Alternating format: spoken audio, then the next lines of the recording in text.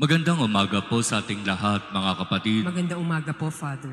Unang Biyernes ng buwan ng Agosto. Sa ating pagninilay, napakagandang balikan ang narinig natin mula sa unang pagbasa mula sa aklat ni Propeta Jeremias. Bilang propeta na pinili at tinawag ni Yahweh upang magpahayag ng kanyang mensahe, naranasan ni Propeta Jeremias ang matinding galit ng mga tao. At ito ay totoong karanasan ng isang propeta, ng isang lingkod ng Diyos, ng isang nagsisikap na maging tapat at totoo sa kanyang ministeryo.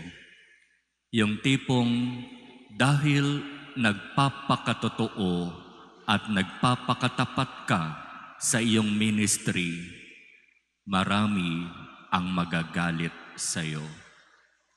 Dahil nagsisikap kang isabuhay ang turo at aral ng ating Panginoon, halos maiiwan kang nag-iisa.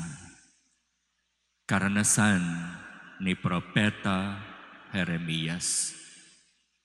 Sinabi lang naman niya kung ano ang ipinapasabi ni Yahweh sa mga tao. Walang labis, walang kulang. Naging tapat siya sa kanyang misyon. Naging totoo siya sa kanyang salita at gawa. At dahil dito, siya'y halos kulang na lang itakwil ng mga tao.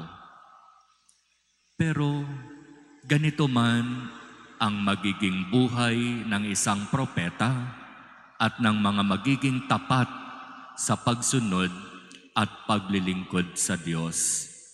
Nakikita at alam ng Diyos ang lahat. At siya na nakakakita sa lahat ng mga pagsisikap ng isang propeta at ng isang lingkod na maging tapat sa pagsunod sa Diyos, ang siyang magkakaloob sa Kanya ng nag-uumapaw na biyaya. Ang unang Biyernes na ito ay araw na inilalaan natin sa kamahal-mahalang puso ni Jesus. Ang puso na bagamat nasugatan, bagamat sinaktan, patuloy pa ring nagmahal. At hanggang ngayon, patuloy pa ring nagmamahal. Kaya hingin natin sa Diyos ang biyaya na sa ating pagdiriwang ng banal na misa ngayon, unang Biyernes ng buwan, matularan natin ang halimbawa ni Propeta Jeremias at ng marami pang mga propeta at mga lingkod na sa kabila ng matinding pag-uusig, ng matinding pagsubok, na natiling tapat sa pagsunod, sa paglilingkod sa Diyos.